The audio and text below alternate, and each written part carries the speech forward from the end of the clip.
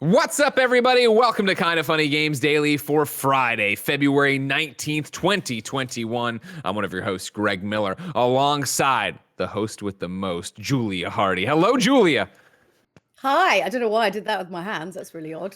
Well, Hi. you know what? You're the host with the most. That's what you do. That's what I came up with. That's the thing, Julie. If people don't know you, you host so much different stuff. Of course, we met at EA Play, 2019, when we host that, when you can still go places. You can still go to things and see people and all that other stuff. Where would other people know you? What do you do?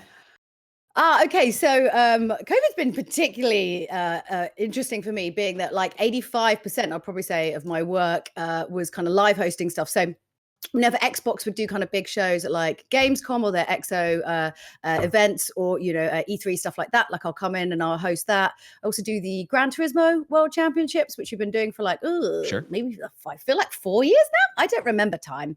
So we're doing it for a while, all of which was designed terribly for the upcoming pandemic, because we with Gran Turismo, you built your career on sand.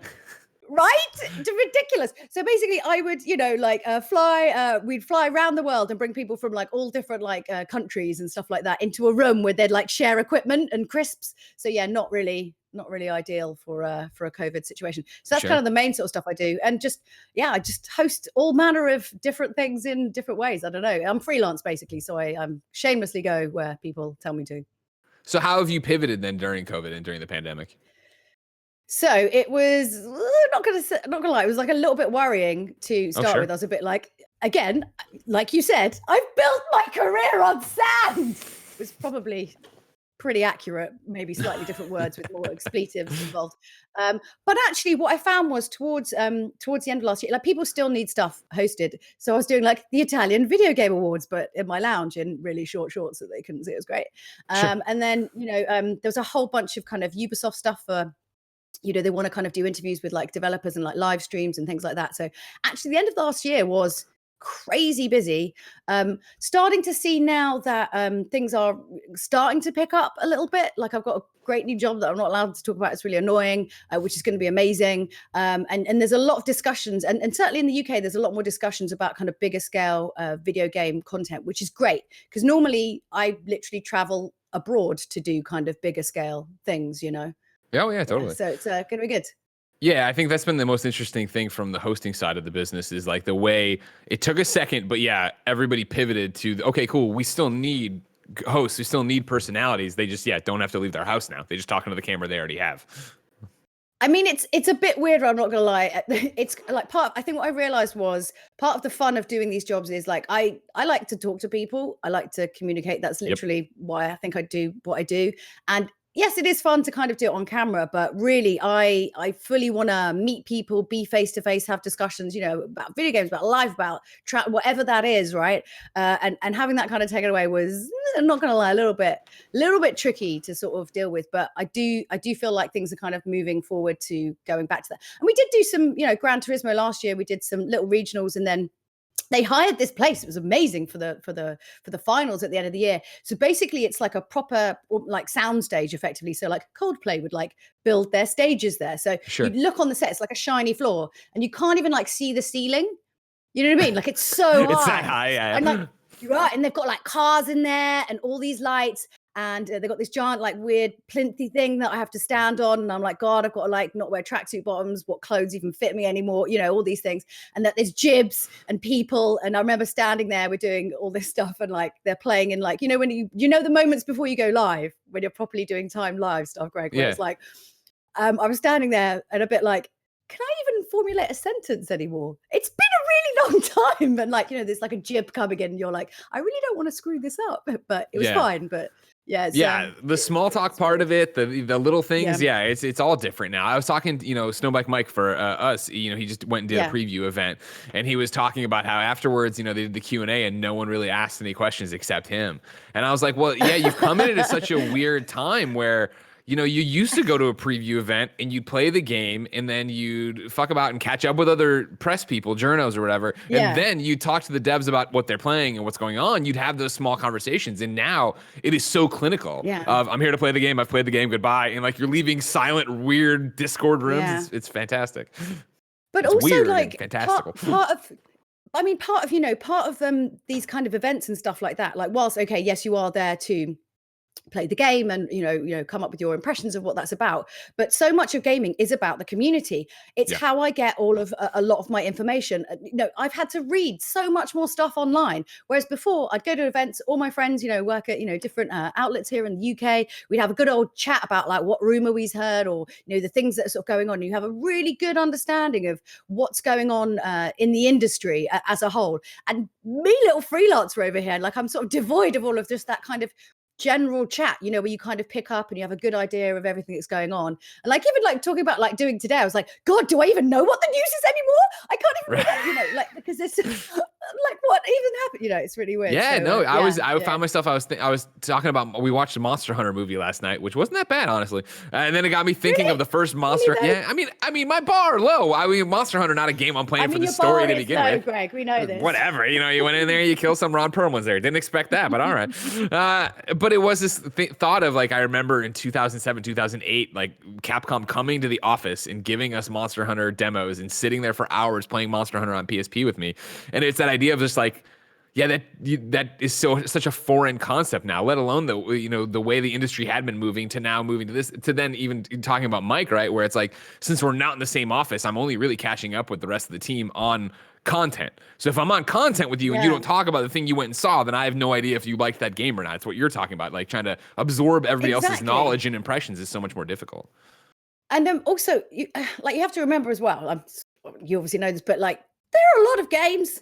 There are a lot of blooming video games out there, and like you just can't know everything, and so you do rely on that kind of community hive mind, or like my friend Jane will like be like, oh, I played this thing and it's really great, and I'm like, right, okay, well I'm definitely going to go and play that then, and it's like having to sort of pick and choose what you're going to play because there's a finite amount of time, and also kind of what kind of inclinations people have towards other games, which always makes things like the BAFTA awards really fun because I'm really good at picking up hearsay and then I'm really good at guessing who wins awards. Quite fun, really. Yeah, it is a good time, right? I miss that. I just want people around me. I understand you want to dress up and you want to go see people and be around. We're going to talk about you not seeing people because we're going to talk about GDC going online. We're going to talk about Hideo Kojima's book coming to America alongside an Animal Crossing manga and some Fortnite news because this is Kind of Funny Games Daily. Each and every weekday on a variety of platforms, we run you through the nerdy video game news you need to know about. If you like that, be part of the show at patreon.com/kindoffunnygames where you can give us your questions, comments, concerns, everything under the video game sun, including your squad up requests. Then, of course, on patreon.com/kindoffunnygames, you can get the show ad-free. You can get it with the exclusive post show we do. You can be a Patreon producer like Graham of Legend, David Mintel, Trent Berry, Blackjack, Louise Aguiar, a.k.a. at 8-Bit Louise, James Davis, a.k.a. at James Davis Makes, and the Nanobiologist. Of course, if you have no bucks to toss our way, though, it's no big deal. You can watch us record the show live on twitch.tv/kindoffunnygames, just like Butt Lord Primus is, Joshy G731 is, and Forever Ender is. Of course, if you're watching on twitch.tv/kindoffunnygames, you have a special job. Go to kindoffunny.com/you're wrong and tell us what we screw up as we screw it up so we can set the record straight for everybody watching later on youtube.com/kindoffunnygames, roosterteeth.com, and listening on podcast services around the globe each and every weekday. Is that the noise for the globe?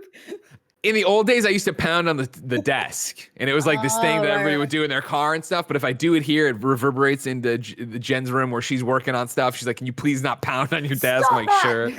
The little things of working at home. Noise I do want. I want to be able to do the switch click. Oh, God damn it! That's the thing I need in my life. Wait, can you not snap at all? No, I can snap. But I want it to be as loud as the switch. Oh, sure. Click. Like, you want it to resonate. That bah, bah, bah, bah, bah. I want more. I understand that. It's not good enough. Housekeeping for you. Remember, right now our WandaVision reacts are being uploaded to youtube.com/kindoffunny. Once you watch the new episode of WandaVision, you can go over to youtube.com/kindoffunny. Listen to us talk about it. If you want to literally listen to it, you can go, of course, to podcast feeds. The Kind of Funny screencast is back and kicking with our WandaVision reactions. There's a new episode of The Blessing Show up right now. It's about next gen, 4 months later. You can get that at youtube.com/kindoffunnygames. And tomorrow, it's game 2 of fan-controlled football. Our Kind of Funny Wild Aces square off against Marshawn Lynch's Beasts at 5 p.m. Pacific time. We will be live at 4:30 p.m. Pacific time, twitch.tv/kindafunnygames, to hang out with you and call the plays with you as we get ready to have another win or die trying. Today, we're brought to you by Purple Mattress. It's serious business out there in the FCF, Julia. You know what I mean? Today, we're brought to you by Purple Mattress, ExpressVPN, and Logitech, but I'll tell you about that later. For now, let's begin the show with what is and forever will be the Roper Report. Time for some news. We got 4 items on a Friday. Baker's dozen. Julia, how many books you reading on a weekly, monthly, yearly? Yeah, exactly. That's my thought too. That's not you. They're for nerds. So, is that like video games, but like with words that describe the things that happen? So I haven't been reading as much as I would like, although I have, my brother gave me this book called Shogun, which is his favorite book of all time. And obviously just finishing Ghost of Tsushima, I was like, I obviously haven't had enough of stories of this era. So I'm trying to read that at the moment. The last game I read before that, my friend Jane recommended to me, which was World War Z. Because I was saying I couldn't read, like I was struggling to, I'm really struggling to focus on stuff like this year. I'm very scatty, more than usual. And so I was really trying to get into reading books and couldn't do it. And obviously World War Z is perfect because it's just these like, few page little stories. So absolutely brilliant, amazing. I don't know what the film was about looking back on it, but don't worry about fine. It. So that was Brad good. Pitt, whatever. And then, I don't know. He's running around. Well, how did he choose that? Anyway, let's not get into it. So yeah, I'm trying to read Shogun. I'm trying to read at night a little bit. But yeah, I don't, books. And also because I live in London and I move a lot, you tend to just get rid of stuff. I don't want to move a box of crap. Right. If completely necessary. So I'll read stuff and then I give it away or I'll go take it to a charity shop or something. How about you? What are you reading? Oh, I don't know. Please. I read comic books and even that I'm way behind on. All right. There's too many games to play. Okay, first off, don't insult it. There's words on the page. There's authors. As a published DC Comics author, I can tell you that's insulting. I was agreeing with you. Oh, sorry, cut off. I just want to make sure. I'm very, Kevin's here. Triggered. Everybody's out to get me. If it's not Blessing, it's Tim. All right. So Greg, I'm just, Julia, I'm not used. I'm not used to being safe. I'm not used to being safe, everybody, all right? The woman was clearly I saw in the chat. CG'd In the chat, I said 2029. Everybody ate my fucking ass at the beginning of the show, all right? I'm sorry, everybody. I'm not perfect. I'm a human being over here. I don't think I got that term right. Like, that's a good thing. Number 1 on the Roper Report. Let's talk about some books. Books I will read. Books I will read. We're going to start with the fact that Hideo Kojima's book is coming west. We're starting with Michael McWhorter over at Polygon, who writes, game designer Hideo Kojima's book, The Gifted Gene and My Lovable Memes, originally published in Japanese in 2019, is getting an English language translation. Publisher Viz Media will release the translated book this October under the fittingly lengthy name, The Creative Gene. The Creative Gene. It's lengthy. Of course it is. The Creative Gene. How books, movies, and music inspired the creator of Death Stranding and Metal Gear Solid. The Creative Gene will consist of a collection of essays written by Kojima that explore his personal inspirations. That includes opinions and reviews of music, films, and books beloved by Kojima. The book will also include a conversation between Kojima and musician/actor Jen Hoshino, whose song Pop Virus appears in Death Stranding. Here's Viz's official synopsis of the book. Ever since he was a child, Metal Gear Solid and Death Stranding creator Hideo Kojima was a voracious consumer of movies, music, and books. They ignited his passion for stories and storytelling, and the results can be seen in his groundbreaking, iconic video games. Now, the head of independent studio Kojima Productions, Kojima's enthusiasm for entertainment media has never waned. This collection of essays explores some of the inspirations behind one of the titans of the video game industry and offers an exclusive insight into one of the brightest minds in pop culture. The Creative Gene, How Books, Movies, and Music Inspired the Creator of Death Stranding and Metal Gear Solid will be released October 12th, 2021. Julia, I cannot wait. Well, first of all, let's just be thankful that it's not a book of the same topic, but like by the houses, because it would be the size of like Encyclopedia Britannica. Sure. Do you know what I mean? All their music. It's just like, and this Spotify playlist just printed on paper. Exactly. But I think it's great. You got to think, within the games industry, there are kind of few kind of figureheads and people who kind of are kind of, seen or are auteurs, within the industry who, whether you like Kojima stuff or you don't, or, he always has a very, very distinct vision. And I think there's something so alluring. Sorry, it's going to be endless sirens, by the way, just so you know. There's something really alluring about someone who's really sure of themselves and like their artistic vision, you know, for good or for bad, right? But also I think I know I am, and I think a lot of people are naturally drawn to like someone who is like that, just because you're like, they have such a clear idea of like life and everything. And anytime you can kind of scratch below that surface and understand a little bit more about how they build their vision and how they are so certain of kind of like what they're doing, I think it's really exciting. You want to know more. It's like, you know, like David Lynch writes a book, you're like, oh my God, I want to read this. The man's possibly mad, but brilliant. Let's find out more about why he's like that. You know, it's great. You want to scratch below that surface. 100%. Like I think it's amazing. I'm a Kojima super fan, right? Like I'm lucky enough to know him, obviously, and call him a friend. But in terms of the content, like Metal Gear Solid changed my life. And so I've obviously had conversations with him about his games. But when I see it on Instagram or I see it on Twitter, when he goes and sees a movie and gives like, you know, the 280 characters he can give it, I'm way more interested to see, what are the movies and music and books that have inspired him, and what is a long form essay about that mean, and what did he take away from it?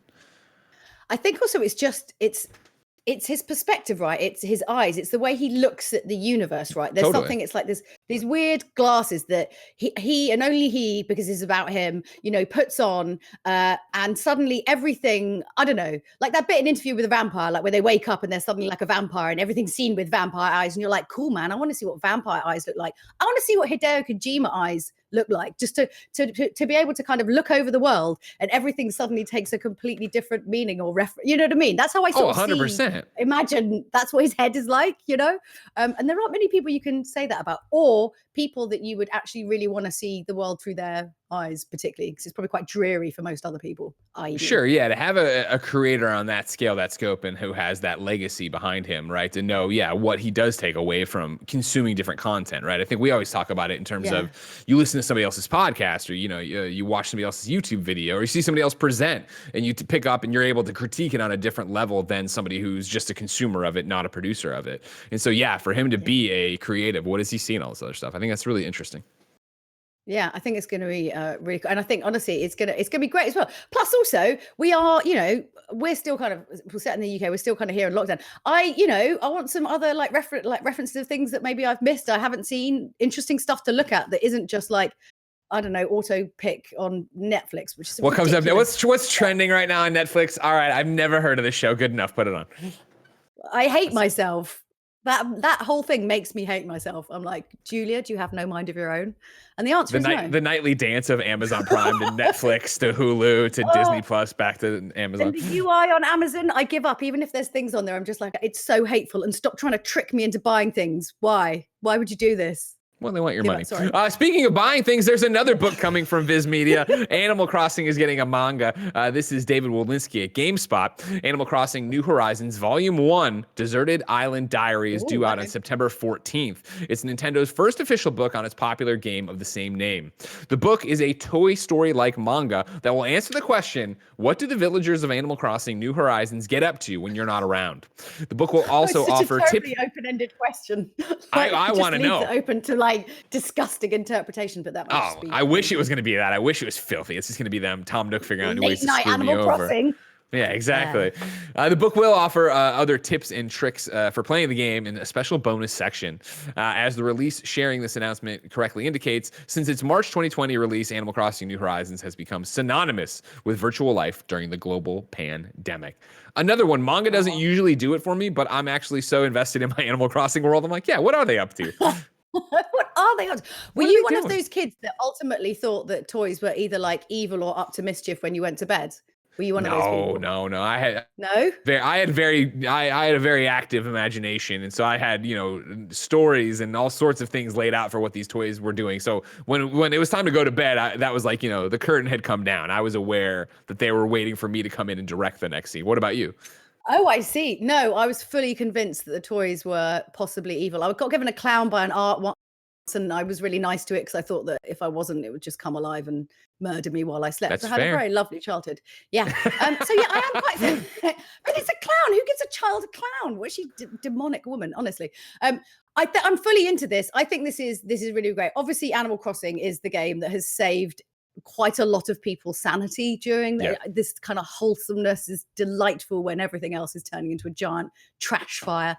So I think anything, you know, that can give us a little bit of extra, like, you know, because we're talking about reading books and I still sort of struggle to kind of sit down and really concentrate. So having something like this would just be kind of perfect. So you're not kind of sitting, you can convince yourself you're not at a screen for a couple of minutes or whatever. Sure, you can sit there and you can kind of, you know, enjoy kind of the stories. But I just want to know, what's going on. It'd be great if it turned into something really dark, wouldn't it? I'd love it. I'd love it if there's like a murder mystery happening on the island. They buried the original Tom Nook. Did you, are you one of the people?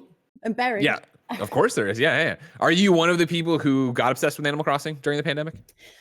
So I got swept along initially, and this has happened with both Animal Crossing games. I got swept along initially, but then I get into this thing with games where it forces me to do things at certain times of day that then I get a little bit annoyed with it, because also then I struggle to do my daily chores as it is. And then I find it ends up becoming slightly chore-like, and I didn't want it to be slightly chore-like. I just wanted to, but I did play it for a long time, but it got to that point where I was like, I don't want to get up really early in the morning to do this. Shut up. Definitely feel that. Yeah. Where it's like, do you want to pad out your schedule to get in there, but then you're in there too early, or then you finally get that breath at night when you're done with everything and you turn it on, like, what's in the store? Oh, the store's closed. Right. Okay. Well, I'll wander around. I hate you. Why? Yeah. Just no. I don't need any more stresses in my life. I got to that point where I just felt that pressure, because everyone was talking about it and all the deals they were making, and I'm like, I'm useless at this. Gotta do it.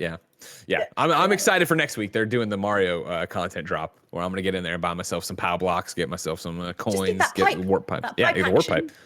That's amazing. Yep. I've been saying I need pipe for a long time.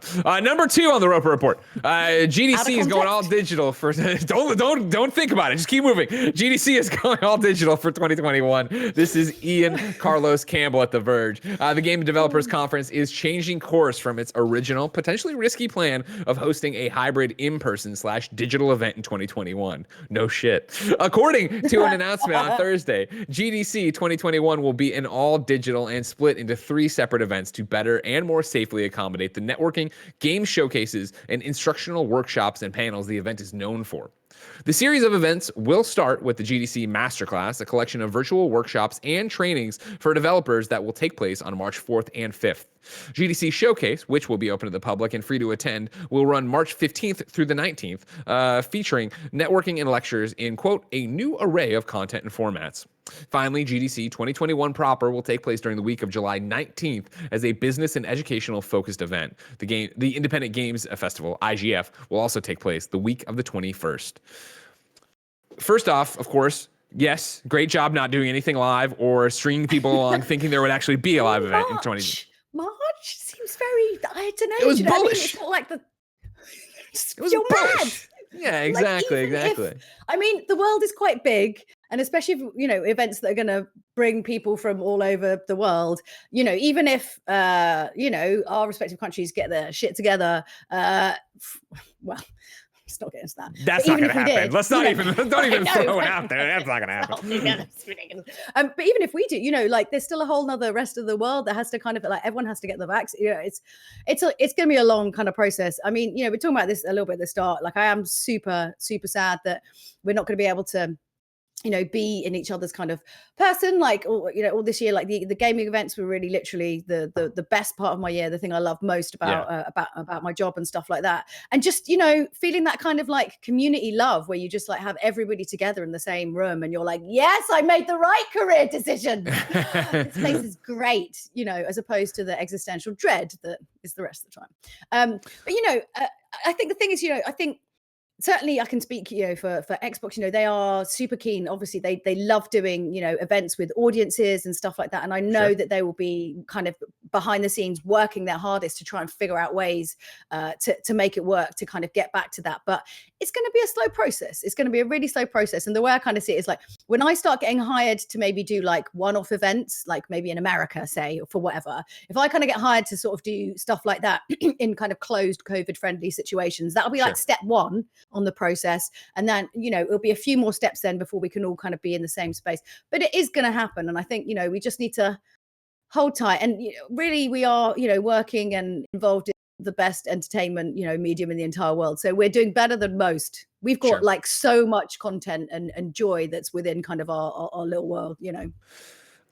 For the game development side, of course, what Game Developers Conference GDC is, that's the heartbreaking thing where, for us getting together or at an event and hosting something, going to PAX, doing whatever, and interacting with the community and other hosts and other content creators, that's great. And yeah, you learn things from it. But GDC was always so amazing and mesmerizing because it was about people learning from each other and people going to panels to find out how this successful game did whatever they did, and then you take that and you learn it. But it was also, getting to go out at night and go to parties or just go to restaurants with developers who were there and seeing people meet for the first time and exchange ideas and be fans of each other's work and see that snowball. And I know so many people have found their next job by going to GDC even when they weren't looking for it, and found collaborators and people like that. Like, we're missing something for sure, losing this event in terms of the inventiveness of gaming. Absolutely.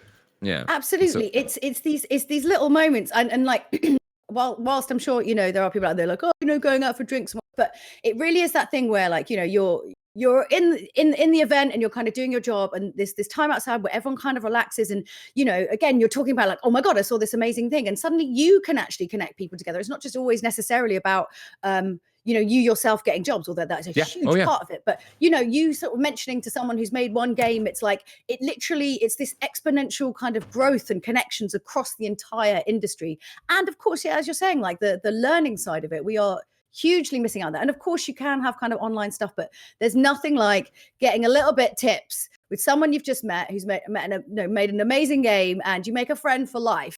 Yeah, it's unlike anything else. Number 3 on the Roper Report, let's talk some Fortnite news. We're going to start at IGN, where Tom Power is talking about a possible Street Fighter cross Fortnite collaboration. A Fortnite and Street Fighter crossover event appears to be on its way, according to newly leaked assets. Fortnite data miners, including Sheena BR and Lucas7 Yoshi, posted images on Twitter that point towards the iconic fighting franchise being the next entry in Fortnite Season 2, Chapter 5. According to Sheena BR, Fortnite's latest multiverse portal has been labeled Skirmish, and the images embedded in their tweet suggest that Street Fighter's world is about to collide with Fortnite. So this is completely wrong. This is factually and totally incorrect, Greg. We all know that Chun-Li is going into the Mortal Kombat movie. God, that article yesterday. Wrong. That article You're completely wrong. This is nonsense. Don't even bring it up. It's like, what is going on? And then it's like, is this just for attention? Because it's working, but you're not taking the article down, even though it's completely wrong. Whatever's going on. Just keep moving. Anyway, sorry. Carry on. No, not at all. Do you care about Fortnite, and do you care about Street Fighter coming to Fortnite? I have so much respect for Epic and Fortnite. I mean, let's think about this, right? Okay, cast your mind back, Greg. I think about this a lot. But I think about what Fortnite was supposed to be.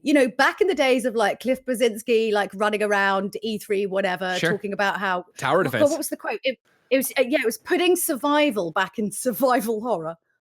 That was like a direct quote of one of the things that he said. And it's like this Disney Pixar. What you think back to like what it was, and then how it pivoted and it changed, and how actually even from that point where they moved to the kind of the battle royale mode, but everything sort of subsequently after that, like the fact that it fully embraces popular culture, like from like concerts in it, characters, like all these things that they've put in, they are really, really, really good at it. I have such respect. It's amazing to see. I think like it's crazy. Like think about another game that's like fully shifted in that way, and then is now just like one of the biggest games in the entire world. I hopefully has also taught some parents that some online games can't be paused. I mean, in a very hopefully, and also how to protect their credit card information, right? Yeah, exactly.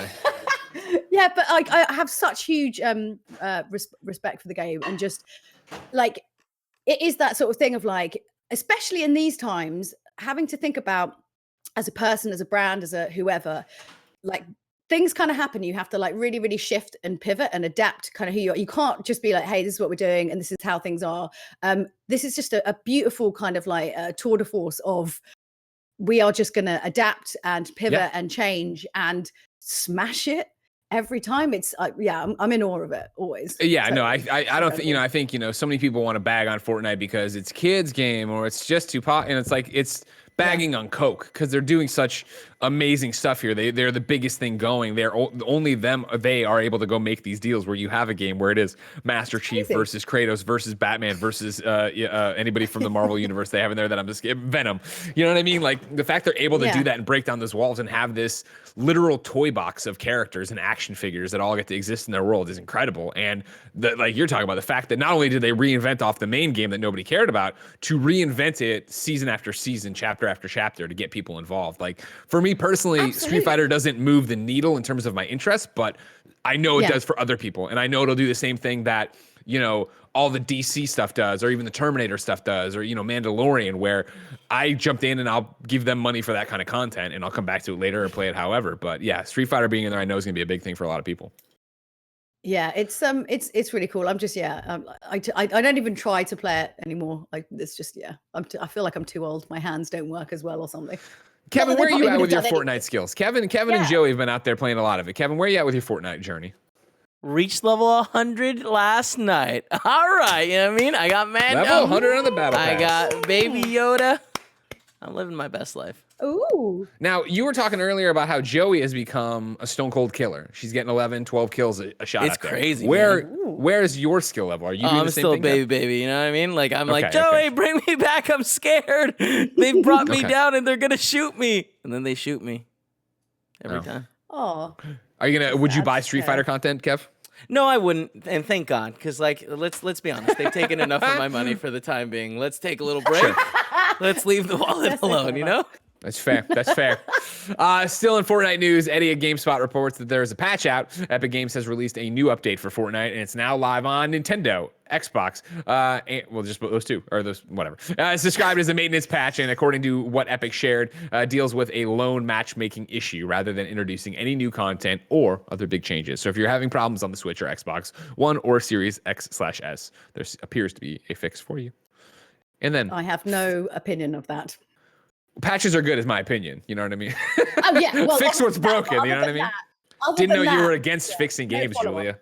Yeah, that's a fully stance that I'm into now. Make them worse. No, I shouldn't say that. I'm just kidding. And then fourth and finally on the Roper Report for your Friday, it's a follow-up to yesterday. Tarsier is done with Little Nightmares. Bandai Namco ain't done. Joe Skrebbels put up an IGN an article at IGN. If you weren't paying attention yesterday, an Embracer Group quote from the CEO Lars was, "Hey, we're really proud of Tarsier Studios and what they accomplished with Little Nightmares, but Bandai Namco owns Little Nightmares, so we're gonna have them work on new IP from here on out." And there was this confusion of like, well, does that really mean that they're done? Does Bandai have anything? There's a longer article, but Joe's paragraph kind of sums it all up. Tarsier Studios, the creator of Little Nightmares, has confirmed to IGN that Little Nightmares 2 is its last game in the series. However, IP owner and publisher Bandai Namco is energized to make more Little Nightmares games regardless.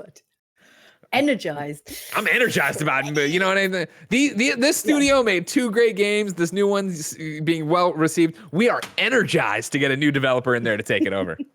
All right. Yeah, it's great. I think they're great little games. I've got a fun little anecdote actually from Gamescom, the year that they launched the first Little Nightmares game. Namco had hired this very short woman in a little like a hood like sou'wester thing that she has like in the looking game. like the character.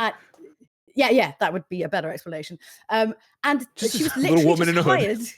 Little woman in a hood, and she sat there and distributed sweets. No, she basically climbed all over their stand and just hid, but she did it all day. It was mesmerizing. So sorry, that has nothing to do with the story, but I just that's a good. I would like to see that though. I mean, that is a very interesting tactic there to go do that one. Yeah.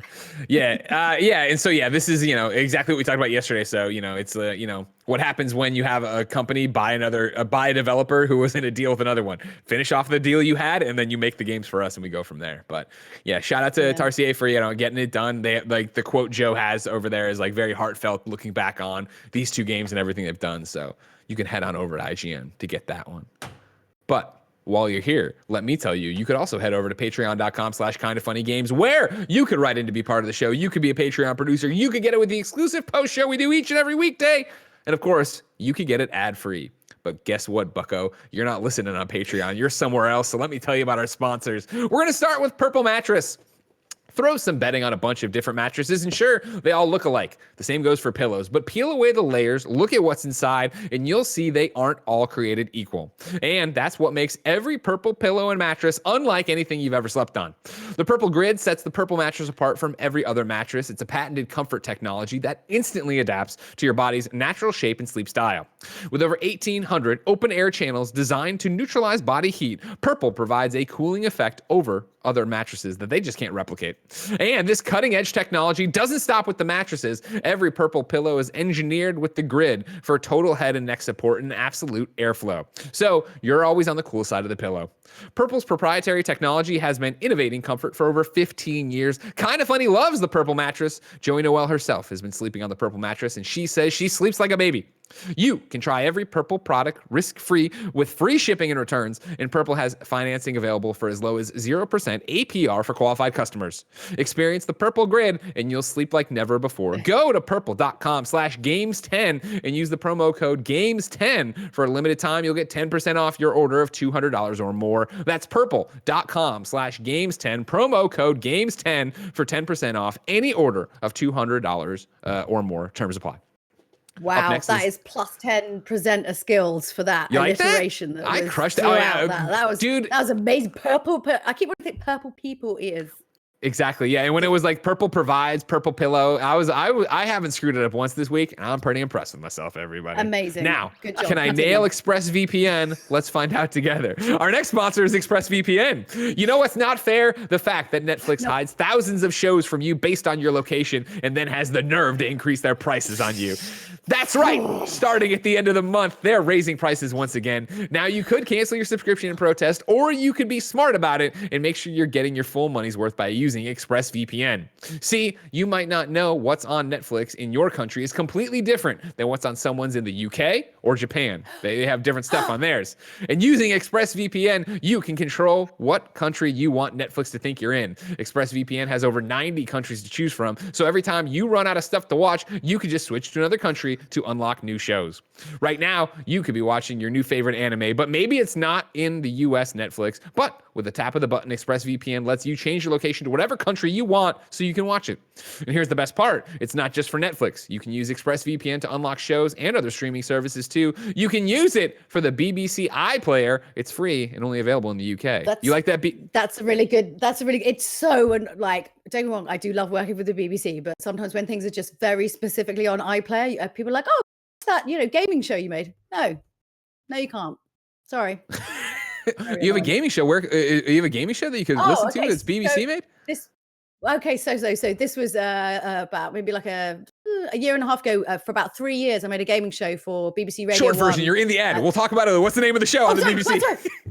Oh God, it was just called The Gaming Show, but you can't watch it now because it's off. It goes off after a year. It's very convoluted. Oh, really? That's sad. I didn't know that. Okay, we'll get to that later. We'll talk about that in a second. ExpressVPN is also super fast. It works on your phone, laptop, even your smart TV, so you can watch shows on the big screen with zero buffering. So be smart. Stop paying full price for streaming services and only getting access to a fraction of their content. Dang, I screwed it up. Get your money's worth at expressvpn.com/games. Don't forget to use our link so you can get 3 extra months for free. That's expressvpn.com/games.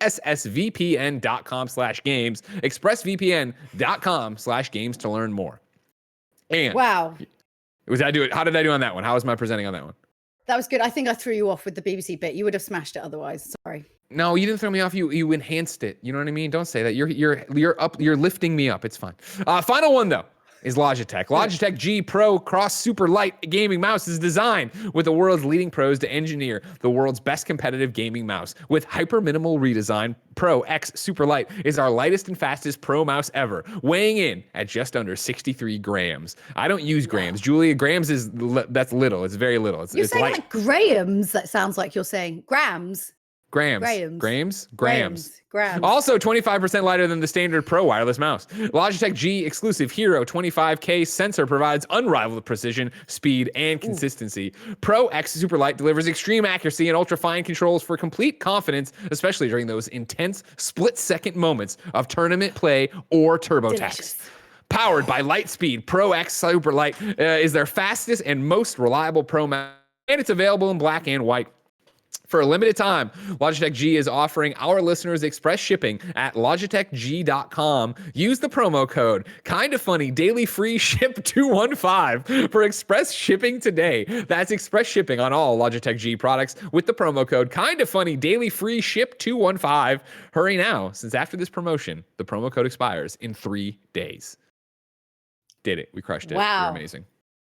That was incredible. That's a lot of words. I'm not gonna lie. You know, that's how we do it around here. We want to make sure if you're not if you're not paying for the show on Patreon, we're gonna make sure we give you a lot of words for you to get there. But no, bring me back here. I thought you had the BBC. You can still get This Game Changed My Life. That's your podcast from the BBC, right? Yeah. So it's a different BBC thing. It's very big, darling, the BBC. You could work for a multifaceted, lots of different things. So Gaming Show was for Radio 1. It was a video show that came out every month that ran for about 3 years, but was only on iPlayer and wasn't like on YouTube or anything. So it became a bit difficult.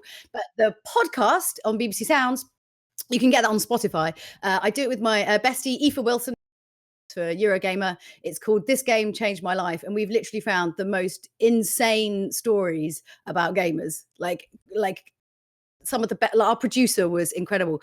And he had this amazing technique, which was that, so basically one of us would chat to the interviewee for each episode. But because obviously we're mates, we would wait in the foyer of the BBC and spoil it to each other. So he made us come in different entrances, so that then when we sat down in the studio, like all of our reactions are completely, we don't know who each other had talked to.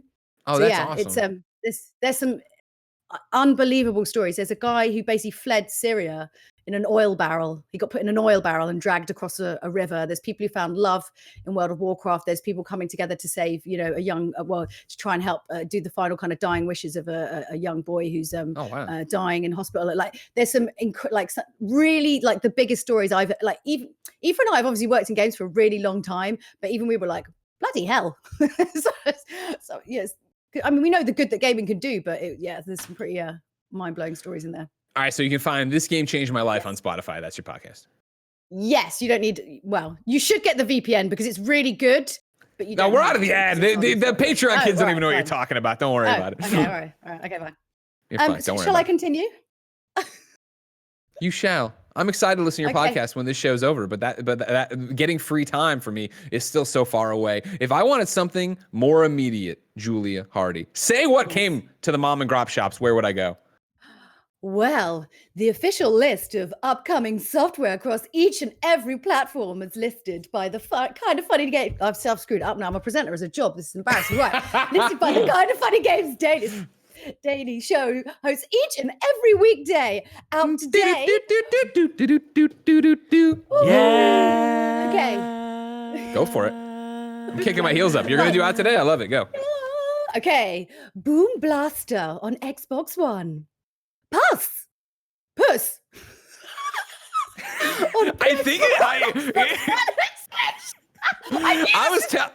I was telling you earlier, they just make up random ass names on here. So yeah, I think it's Puss. It's all caps PUSS exclamation mark. Definitely Puss. Yeah, it's definitely Puss. Kevin, can I get the trailer for Puss? Can you pull up the put in Puss trailer? I'll look into it. I don't know that I'll be able to show it. Thank you. Oh my God. Xbox One and Switch.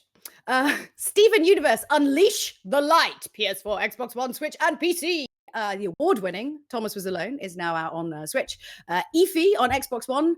Altius, Beyond Chronos on PC. Speed Limit, Xbox One. Gravity Heroes, also on Xbox One. Doom and Destiny on Switch. Age of Heroes, NBA 2K21, My Team C launches today.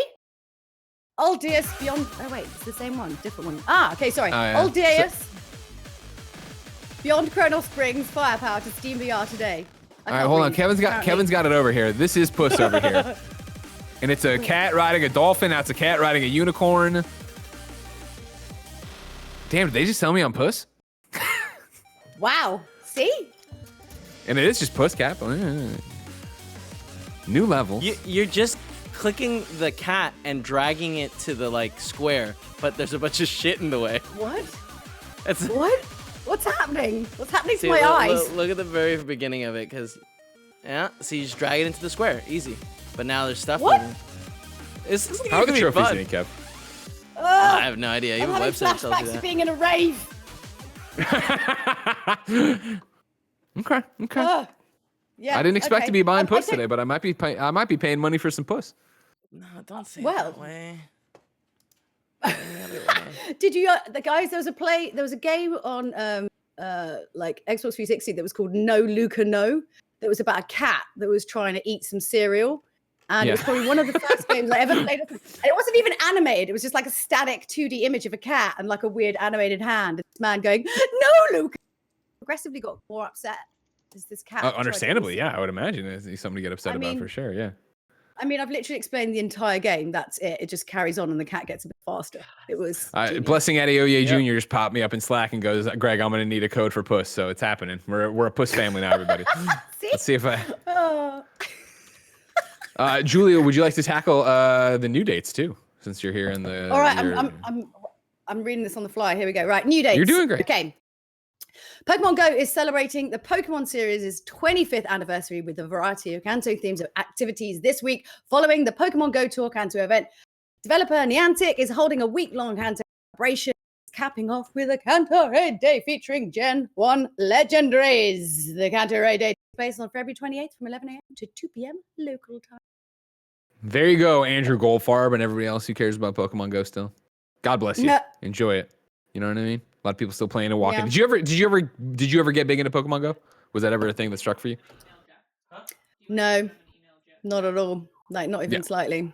I mean, I had the initial thing of hey, let's all just go out and try it. And it was always quite fun to kind of see these weird congregations of what looked like kind of street gangs, but they were very nicely dressed young gentlemen. Right. They were all, they were out there playing and just trying to get their shinies. That's how they were doing it. Hey, Kevin, real quick too, just so you know, your mic's open. I can hear Paula talking. I don't know if anything's happening that's private, but I'm letting you know that we were talking over it. And now I think I've covered it long enough for you to kill your mic. Good job.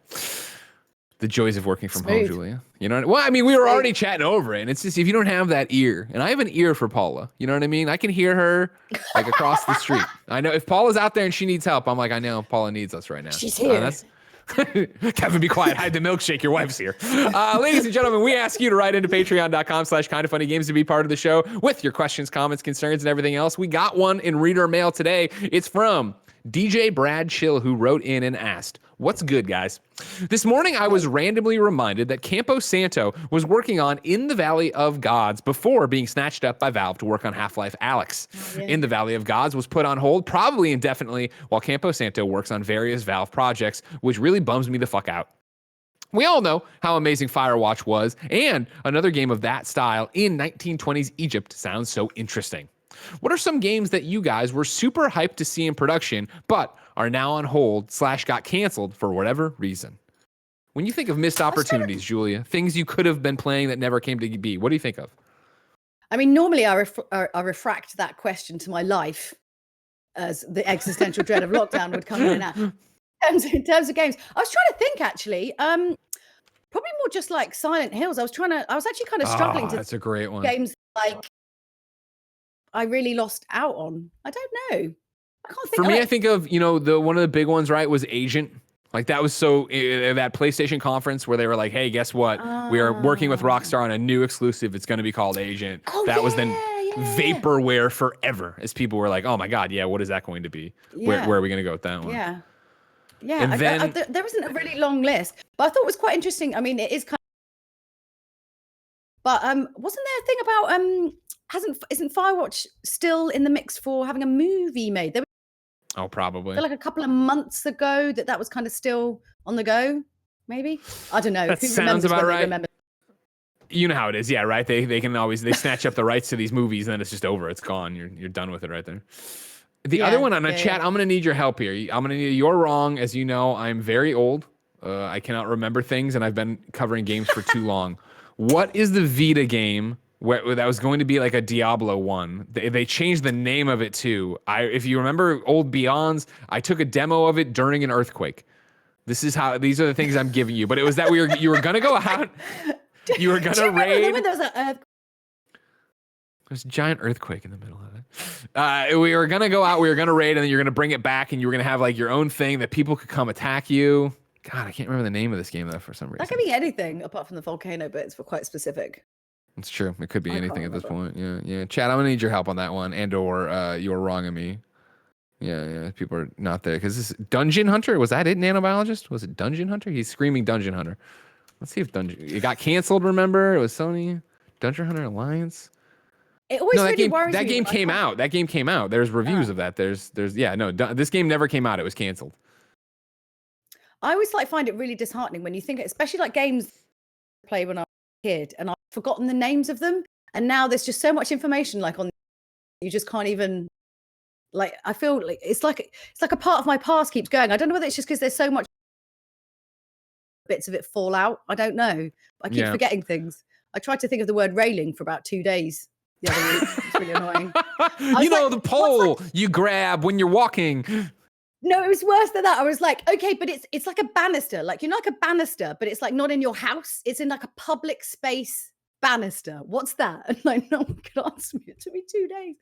Oh God, I worry about the game we were looking for that was shouted out in chat by Book of Comic 2, who I think is the one I saw first, is Ruin, which was later named Warrior's Lair. That is the one I was looking for. Developed by Idle Minds / San Diego Studio. Yep, that's the one. Thank you very much. Could have been really cool. Could have saved the Vita, but in the end, didn't happen. Would it though? Julie, don't start. All right. You've had a great show. We've had a great relationship. Don't ruin it here for me, all right? Don't do this for me. We asked people watching live on twitch.tv/kindoffunnygames to go to kindoffunny.com/you're wrong and tell us what we screw up as we screw it up so we can set the record straight for everybody watching later on youtube.com/kindoffunnygames, roosterteeth.com, and podcast services around the globe. Let's see what we got here now. Nanobiologist says the girl in the first Little Nightmares was wearing a yellow poncho / raincoat. So that's what the hood she was putting up you were talking about. Nanobiologist also says the push. No, yeah, it's fine. We couldn't remember railing, so yeah. Nanobiologist has a quick breakdown here of the Puss trophy list. It looks kind of bad. For example, there are trophies like beat 9 levels in a row without losing a shield, beat a level with no touching of walls, get the boss level no downs. But you say that, but when I look on PSN profiles, for a game that just came out today, there are 5 game owners, and there's a lot of trophies already popped on it. No platinum popped yet. So I mean, I don't know. I'll have to look into this Puss. It's $11.99, which I don't know if I want to go spend that on. But here, Kevin, I'm going to send you this link here. It's the box art. The box art has, of course, the cat, as you'd expect. Kevin, I'm dropping into assets. Course, box art assets. Here it is. There it is. You go there. It's got the cat, and then it's got a unicorn, and then it's got maybe another cat. Then it's got Jesus, and then it's got the dolphin. Yeah, it has. So there's a lot. A painting of Jesus. The tale as old as time. I can't click on it. It's weird. You can't click on the link? I mean, I clicked on the link. It just won't let me click on it to expand the. There it is. Hold on. Switch the browser. There it goes. There it is. Yeah, they had a floating Jesus in the trailer that looked interesting. Wow. It's the exclamation mark as well. Puss! Yeah. It punches you in the face, that Puss. Yeah, you know. It does. It's like dupe. Isn't that a fragrance called dupe that has an exclamation mark? It always has very shouty. And that's in all caps too. That's what's her face's, right? Dupe! Gwyneth Paltrow. I don't know. Oh, no, that's goop. Oh, what did you say? Dupe with the J-O-O-P. Oh, with a J. No, I've never heard of that. Yeah, it's like a fragrance, but it's all caps with an exclamation mark. So it's very much like the fragrance is shouting at you when Dupe. Ladies and gentlemen, that's your last Kind of Funny Games Daily of the week. Next week's hosts look like this. Monday, it's Blessing and Tim. Tuesday, it's me and Gary Whitta. Wednesday, it's Blessing and the busiest lady in the business, Andrea Rene. Thursday, it is me and Chelsea Blasko from Iron Galaxy to give you a bit of a dev look at the news. And then Friday, it is me and Blessing. Julia, you killed it. Of course, you are not done here. You still have to come to the post show. But before then, where can people keep up with you? So yeah, check out BBC Sounds Live, or if you fancy getting in, you get my Ghost of Tsushima workout on Saturday tomorrow on Instagram for Game to Train. So that should be if you go to instagram.com/game-to-train, you've been doing these, and I want to talk about this in the post show. You've been doing workouts based on video games, and your Ghost of Tsushima workout drops this weekend, which is insane. I'm interested to see what that's all about. If you want to hear more about Game to Train, of course, go to instagram.com/game-to-train, or stick around for the post show here on patreon.com/kindoffunnygames. If you're on Twitch right now, you are about to get Barrett versus Tim in Cuphead. They are going to finally decide who's the best at Cuphead, followed by some Fortnite, where I think Joey's going to show you some of her skills. But no matter what. This has been Kinda Funny Games Daily. Each and every weekday on a variety of platforms, we run you through the nerdy video game news you need to know about. If you like that, be part of the show. Patreon.com/kindafunnygames. You can go there, ask us questions, write in, have a great time. If you don't want to give us any money, though, watch live on twitch.tv/kindafunnygames. Watch later, youtube.com/kindafunnygames. Listen whenever on podcast services around the globe. Remember, it is Friday. We are checking out, but Saturday, 4:30 p.m. Pacific time, we will be back on twitch.tv/kindafunnygames for the second week of FCF football. You can come watch our aces take on the beasts. It'll be a good time no matter what, and I'll have a beer with you. Until next time, Julia, thank you for your time. You're a fantastic co-host. You got to come back again, okay? Thank you. Yes, 100%. Always. Whenever you want me, I'll be here. We got a post show to do, but until next time, it's been our pleasure to serve you.